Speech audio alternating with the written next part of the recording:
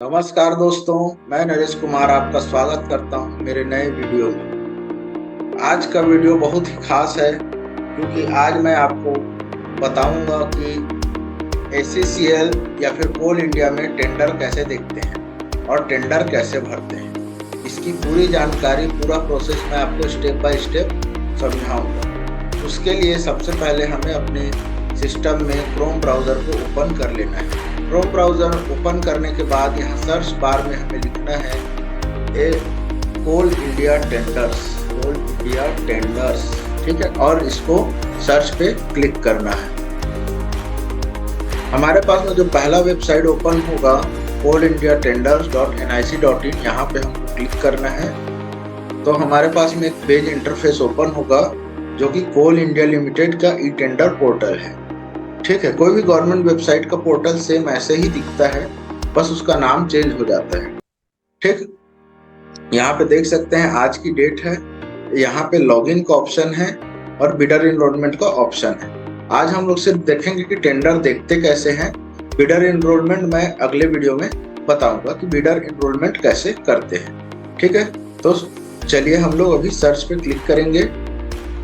Search पे जैसे ही click करेंगे हमारे पास में एक नया पेज ओपन हो जाएगा जिसको बोलते हैं एडवांस टेंडर सर्च। ठीक है, यहाँ पे हमें टेंडर टाइप में सेलेक्ट कर लेना है ओपन टेंडर, ऑर्गेनाइजेशन में सेलेक्ट कर लेना है। देखिए एसीसीएल क्या है, ऑल ओवर इंडिया में बहुत सारे उसके ऑर्गेनाइजेशंस है। ठीक है, तो हमें उस ऑर्गेनाइजेशन को सेलेक्ट करना है जहाँ हमें टेंडर सर्च करना है और जहाँ पे हमें काम करना है। जैसे कि यहाँ पे नॉर्दर्न कोलफील्ड लिमिटेड है जो कि एमपी में है, साउथ ईस्टर्न कोलफील्ड लिमिटेड है छत्तीसगढ़ में, वेस्टर्न कोलफील्ड लिमिटेड है इधर बंगाल तरफ। तो इस तरीके से हमको जिस भी डिपार्टमेंट में सर्च करना हो उस डिपार्टमेंट को हमें क्लिक करना है। तो अभी हम लोग छत्तीसगढ़ में है और हमें south eastern coalfield limited ACCL short में, इसमें हमको टेंडर सर्च करना है, तो हम लोग इसको सेलेक्ट कर लेंगे। उसके बाद में आता है डिपार्टमेंट। तो ऑर्गेनाइजेशन के अलग अलग डिपार्टमेंट होते हैं, जहाँ जहाँ पे भी आपका कोल माइंस होगा वहाँ उसका डिपार्टमेंट बना होगा। तो यहाँ पे हम लोग एसीसीएल के अंदर में देखते हैं तो इतने सारे हमारे डिपार्टमेंट हैं, वो अलग अलग एरिया को शो करते हैं। जैसे कि यहाँ पे एसीसीएल हेडक्वार्टर्स है जो कि बिलासपुर में है। ठीक, गेवरा एरिया है, दीपका एरिया है जो कि कोरबा में है, और यहाँ पे बैकुंठपुर एरिया है, भटगांव एरिया है, और सोहागपुर एरिया है, कुसमुंडा एरिया है। ठीक है, रायगढ़ एरिया है। तो ये सारी जगह क्या है, अलग अलग एरिया को शो करती है। हम सिंपली यहाँ पे एसीसीएल हेडक्वार्टर्स में देखेंगे कि क्या क्या हमारे पास में टेंडर अभी उपलब्ध है। ठीक, उसके बाद में हमें यहाँ पे सारी जानकारी को हमें फिल नहीं करना है, हम लोग डायरेक्टली यहाँ पे कैप्चा फिल करेंगे और टेंडर को ओपन करेंगे। कैप्चा हम लोग डाल लेते हैं। ठीक है, इसके अलावा हम लोग यहाँ पे टेंडर आईडी डाल करके भी सर्च कर सकते हैं, लेकिन अभी हमें कोई भी टेंडर आईडी पता नहीं है, इसलिए हम लोग डायरेक्टली सिंपल सर्च कर रहे हैं। यहाँ पे सर्च के बटन पे हम लोग क्लिक करेंगे। उसके बाद हमारे पास में टेंडर की लिस्ट ओपन हो जाएगी, जितने भी हमारे ओपन टेंडर्स हैं। अभी फिलहाल में 5 टेंडर्स ओपन है जो हम लोग यहाँ पे लिस्ट में देख सकते हैं। यहाँ पे सबसे पहले आता है टेंडर का सीरियल नंबर, फिर ई पब्लिश डेट, फिर क्लोजिंग डेट, फिर ओपनिंग डेट, फिर आता है हमारा टाइटल एंड रेफरेंस नंबर, यहीं पे होता है हमारा टेंडर आईडी। ठीक है, उसके बाद ऑर्गेनाइजेशन चेन की हम लोग कहाँ से हम लोग इस टेंडर को सर्च किए हैं। South eastern coalfield limited ACCL headquarter से, हेडक्वार्टर सिविल डिपार्टमेंट से ये टेंडर जो है वो पब्लिश हुआ है। ठीक है, उसके बाद में हमारे पास में ये देखिए यहाँ पे जो टेंडर आईडी है वहाँ पे हम लोग क्लिक करेंगे तो यहाँ पे टेंडर का इंफॉर्मेशन ओपन हो जाएगा। इसको सिंपली हमें ओपन कर लेना है। उसके बाद टेंडर का पूरा डिटेल्स यहाँ पे ओपन हो जाएगा।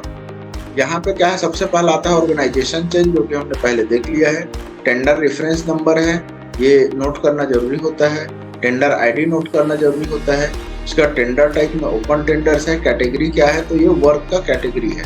ठीक है, पेमेंट मोड क्या है, ये ऑनलाइन पेमेंट हम लोग को रिसीव होगा। ठीक है, विड्रॉ हम लोग यहाँ पे कर सकते हैं। फॉर्म ऑफ कॉन्ट्रैक्ट क्या है, परसेंटेज रेट पे है। यहाँ पे दो चीजें होती है फॉर्म ऑफ कॉन्ट्रैक्ट में, एक होता है परसेंटेज रेट, एक होता है आइटम रेट। ठीक है, ये इसमें हमको परसेंटेज रेट दिया हुआ है। ठीक है, उसके बाद में टेक्निकल इवोल्यूशन अलाउड है, तो यहाँ पे अलाउड है। उसके बाद में आइटम वाइज टेक्निकल इवोल्यूशन है तो वो नहीं है। ठीक है, यहाँ पे हम लोग को पूछ रहा है कि मल्टी करेंसी अलाउड है या नहीं है, तो यहाँ पे मल्टी करेंसी अलाउड नहीं है। ठीक है, उसके बाद जो हमारा पेमेंट इंस्ट्रूमेंट है वो axis aggregator bank net banking से हमारा पेमेंट वहां पे रिसीव होगा। ठीक है, हम लोग यहाँ पे कोई से भी बैंक के नेट बैंकिंग से पेमेंट कर सकते हैं, लेकिन वहां से जो रिसीव होगा वो एक्सिस बैंक नेट बैंकिंग से रिसीव होगा। उसके बाद में हमारे पास में इंस्ट्रूमेंट आते हैं मेन कि हम लोग को क्या क्या डॉक्यूमेंट लगेंगे यहाँ पर टेंडर डालने के लिए। तो हमें सबसे पहला लगेगा डिजिटल सिग्नेचर, जिसको हम लोग DSC बोलते हैं, digital signature certificate, undertaking certificate लगेगा। ठीक है, और एक प्राइस बिड का एक्सेल फॉर्म लगेगा। ये दोनों जो है PDF फॉर्म में रहेंगी और प्राइस बिड जो है हमारा एक्सेल फॉर्म में रहेगा। उसके बाद OID होता है, अदर इम्पोर्टेंट डॉक्यूमेंट होता है जो कि हमारे पास में लिस्ट में है। जैसे कि सबसे पहला हमें अपना ऑर्गेनाइजेशन का पैन, अगर आप पार्टनरशिप में हैं, अगर आप प्रोप्राइटर हैं तो खुद का पैन यहाँ पे अपलोड करना होता है। फिर अपना लीगल स्टेटस हमें देना होता है कि हम जो है लीगली अभी एक्टिव हैं और हमारे ऊपर में कोई भी केस वगैरह नहीं चल रहा है। उसके बाद तीसरा होता है हमारा GST सर्टिफिकेट। ठीक है, उसके बाद आता है EMD फी डिटेल। EMD फी डिटेल में हम देख सकते हैं यहाँ पे EMD अमाउंट होता है जो कि इस टेंडर में 56,700 रुपये का है। ठीक है, अगर EMD में कुछ एग्जेम्पशन है तो वो यहाँ पे शो करेगा। मैं यहाँ पे बता दूं कि ACCL अपने EMD पे कोई भी एग्जेम्पशन अलाउड नहीं करता है। ठीक है, EMD फीस टाइप जो है फिक्स्ड है और EMD परसेंटेज वगैरह कोई अभी अवेलेबल नहीं है। ठीक है, वर्क आइटम डिटेल्स पे हम लोग यहाँ पे देख सकते हैं कि ये काम क्या है, repairing and maintenance of main gate of VVC gate and IVC gate. ठीक है, वर्क डिस्क्रिप्शन में भी सेम चीजें हैं। ठीक है, और वर्क का जो क्वालिफिकेशन है वो NIT के द्वारा चेक करना होता है। दिया हुआ 45,30,770, मतलब कि इस वैल्यू का कहने का तात्पर्य यह होता है कि हमें 45,30,770 रुपए से अधिक का काम नहीं करना है और इससे अधिक का प्राइस बिड नहीं डालना है, और इससे जितना हम लोग कम कर सकें उतना हमको कम से कम डालना है ताकि ये टेंडर जो है वो हमको मिले। उसके बाद है प्रोडक्ट कैटेगरी। प्रोडक्ट कैटेगरी में उसके डिपार्टमेंट को शो करता है, तो ये सिविल डिपार्टमेंट का काम है। सब कैटेगरी में repairing and maintenance of main gate है, तो हमें रिपेयरिंग एंड मेंटेनेंस का काम है मेन गेट का। फिर उसके बाद आता है कॉन्ट्रैक्ट टाइप में टेंडर है। बिड की वैलिडिटी 120 डेज की है और पीरियड ऑफ वर्क हम कितने दिन में काम कंप्लीट करके देना है, हमको 90 डेज में कंप्लीट करके देना है। फिर उसके बाद लोकेशन होता है जहाँ पे हमको काम करना है, और कुछ मीटिंग प्लेसेस होते हैं। कई टेंडर्स में मीटिंग के लिए बुलाया जाता है, कई टेंडर्स में नहीं बुलाया जाता। इस टेंडर में नहीं बुलाया गया है। ठीक है, उसके बाद में ये बिड ओपनिंग प्लेस, तो ये जो बिड है वो ऑनलाइन ओपन होगा कहाँ पे, GM ऑफिस सिविल में। ठीक है, उसके बाद क्रिटिकल डेट्स हैं, ये सारी डेट्स को हमें नोट डाउन करके रखना चाहिए, ये हमें बहुत काम आती हैं। फिर उसके बाद आते हैं हमारे टेंडर डॉक्यूमेंट्स में।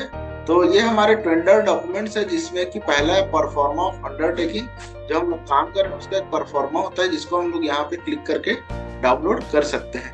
उसके बाद दूसरा डॉक्यूमेंट है हमारा जनरल कंडीशन ऑफ कॉन्ट्रैक्ट्स, जो भी उनके टर्म्स एंड कंडीशंस होते हैं वो सारी चीजें यहाँ पे दी हुई होती है।